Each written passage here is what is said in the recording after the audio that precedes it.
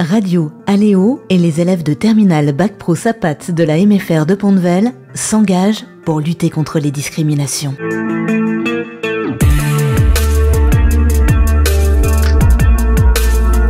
Bonjour, être à la tête d'une équipe en tant que femme est-il un motif de comportement sexiste ? Afin de répondre à cette question, nous recevons Bénédicte Brochot, 37 ans, tout juste maman d'une petite fille et capitaine du service départemental d'incendie et secours de la Saône-et-Loire. Depuis septembre 2021, cette sapeur-pompier professionnel et chef de service retour d'expérience. Elle assure le fonctionnement opérationnel de chef de colonne et d'officier CODIS. Le CODIS étant le centre opérationnel départemental d'incendie et de secours. Bonjour Bénédicte.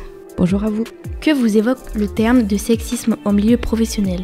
Pour moi, le sexisme, je le vis clairement comme une injustice. C'est quelque chose qui me ramène dans ma place de femme au milieu d'un monde qui est, dans mon milieu professionnel, très masculin. Donc je le vis très mal, clairement. On sait que vous êtes devenu sapeur-pompier à l'âge de 16 ans. À l'époque, comment se comportaient les garçons avec vous ? J'ai commencé sapeur-pompier volontaire à 16 ans, mais j'étais jeune sapeur-pompier depuis mes 11 ans. Donc j'ai commencé à côtoyer le monde des pompiers toute petite. Et c'est vrai que mes collègues m'ont beaucoup protégée parce que quand je suis arrivée à 16 ans, ils me connaissaient déjà depuis 5 ans. Et donc voilà, c'était plutôt une relation de protection vis-à-vis de moi plutôt qu'autre chose, quoi. C'était très paternalisant en fait. Est-ce que vous faisiez exactement les mêmes choses que les garçons ou certaines activités étaient adaptées pour les filles ? Quand on part en intervention, qu'on soit une fille ou un garçon, on doit faire exactement la même chose. S'il faut aider une victime, s'il faut éteindre un feu, on va faire exactement pareil. Pour autant, quand on est femme, on sait que physiquement, on peut avoir des difficultés ou on peut avoir des moments où on se sent un petit peu moins forte que les garçons. Et dans ce cas-là, tout simplement, on en parle à nos collègues puisqu'on est avant tout une équipe quand on est en intervention. On s'adapte, ils s'adaptent à nous, on s'adapte à eux. Et puis, il y a peut-être des choses que nous, on arrivera à faire plus facilement qu'eux et vice-versa. Donc c'est avant tout une équipe. Comment votre entourage a-t-il réagi à votre engagement dans ce secteur plutôt masculin ? Encore une fois, quand j'ai dit à mes parents que je voulais être pompier à 11 ans, ils ont été un petit peu surpris parce qu'il n'y a pas de pompier dans la famille, donc ils se sont dit « oulala, quelle idée farfelue !» Et puis avec le temps, ils se sont tout simplement habitués, parce que de 11 ans à 16 ans, ils ont bien compris que j'avais la passion de ce milieu-là. Et puis à 16 ans, ça a été très naturel quand je me suis engagée en sapeur-pompier volontaire, et puis maintenant, ils sont complètement habitués à tout ça. Avez-vous un jour pensé à toutes ces possibilités de discrimination que vous pourriez vivre en tant que femme ? Ouais, j'ai beaucoup réfléchi à ça, surtout quand j'étais à l'école après le bac, puisqu'en fait, je me posais la question de ma place en tant que femme chez les pompiers, en tant que chef femme chez les pompiers. C'était des vraies questions fondamentales pour moi. Je me suis demandé si j'y arriverais, je me suis demandé si j'arriverais à diriger des collègues, si j'arriverais à fonder une famille en étant aussi pompier. Enfin voilà, c'était très très flou dans ma tête, donc j'ai mis un petit peu de temps, j'ai mis quelques années à être sûre de ce que je voulais, et puis quelques temps après, j'ai passé le concours et je me suis plus posé de questions et j'ai foncé. Vous êtes devenu lieutenant professionnel en 2012. Est-ce que cela a été difficile étant donné que c'est un métier masculin qui demande de bonnes capacités physiques ?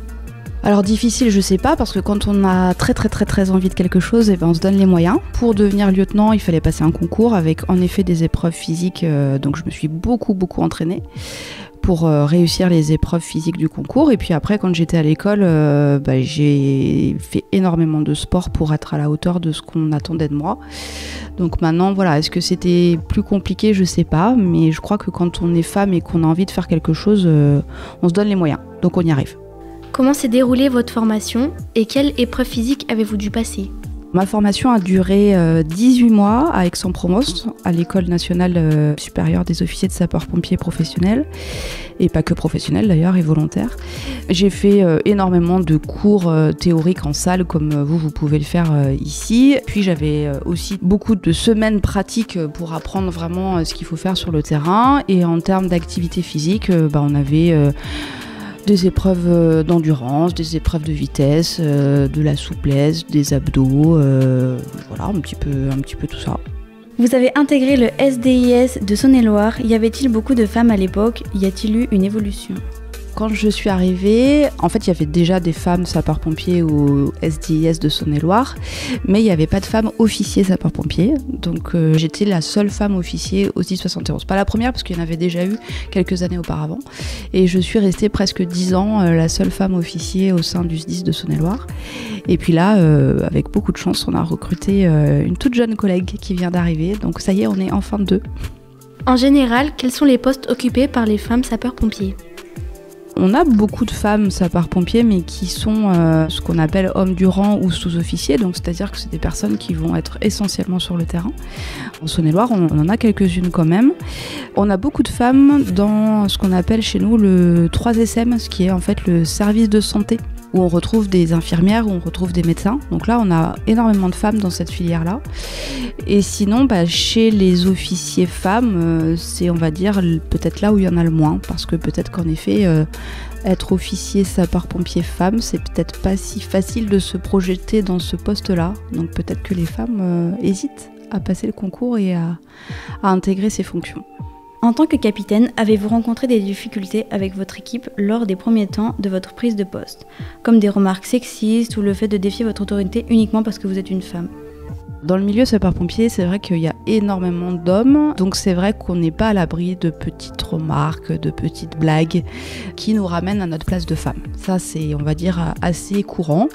Alors ces petites blagues-là, ou ces remarques-là, soit on passe l'éponge, on fait comme si de rien n'était, soit on recadre un petit peu la personne en face. Alors moi, mes collègues maintenant savent que ces sujets-là sont très sensibles pour moi, donc généralement ils osent pas trop faire des remarques, mais bon, il y en a toujours quelques-unes par-ci par-là. Il suffit juste de leur montrer que c'est pas ici que ça doit se passer comme ça en fait. On prend le temps, c'est beaucoup de pédagogie en fait, il faut vraiment longtemps expliquer que le sexisme n'a pas la place chez les sapeurs-pompiers comme dans tout autre milieu. Avez-vous déjà reçu des remarques sur votre profession en parlant à l'extérieur ? Alors généralement, quand je dis que je suis sapeur-pompier professionnel et d'autant plus officier, on va souvent me poser la question est-ce que c'est dur de diriger des hommes ? Est-ce que c'est dur de diriger une équipe ? Parce que voilà, c'est curieux en tant que femme. J'attise la curiosité, on va dire, mais c'est tout. En tant que capitaine, comment réagiriez-vous si ces discriminations touchaient un membre de votre équipe ? Tout comme pour moi, en fait, je le supporterai pas vraiment, donc je prendrai des mesures immédiates. En tout cas, je ferai remarquer à la personne que son propos est sexiste ou discriminatoire et que ça n'a pas lieu d'être dans notre profession, tout simplement. Aujourd'hui, pensez-vous que de plus en plus de femmes osent devenir sapeurs-pompiers professionnels ? Chez les professionnels, je pense que c'est encore un petit peu dur. Autant chez les pompiers volontaires, on en a de plus en plus et les chiffres en Saône-et-Loire augmentent chaque année, donc ça c'est plutôt une bonne nouvelle. Maintenant, chez les professionnels et d'autant plus les officiers, c'est encore un petit peu dur. Donc je pense qu'on a encore un petit peu de travail pour sensibiliser les filles et les femmes que c'est tout à fait possible et que quand on veut, on peut. Merci beaucoup Bénédicte Brochot, capitaine au service départemental d'incendie et secours de Saône-et-Loire, pour ce témoignage. Si les auditrices et auditeurs de Radio Aléo souhaitent en savoir plus, rendez-vous sur le site internet radioaléo.eu. Radio Aléo et les élèves de terminale Bac Pro SAPAT de la MFR de Pont-de-Vel s'engagent pour lutter contre les discriminations.